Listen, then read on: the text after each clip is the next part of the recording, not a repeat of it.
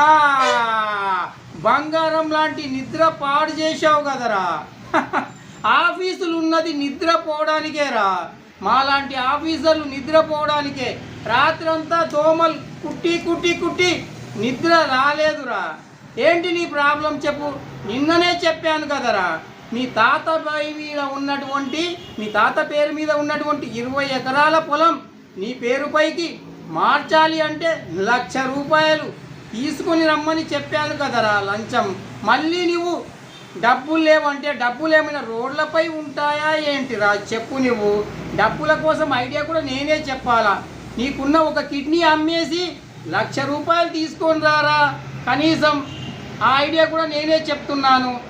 కనీసం మమ్మల్ని ఇలాగైనా బతకనివ్వండిరా. రిటైర్డ్ ఎలాగో అయిపోతాము, అంతవరకు ఈ డబ్బులతో మేము సంపాదించుకున్నట్టు ఉంటుంది.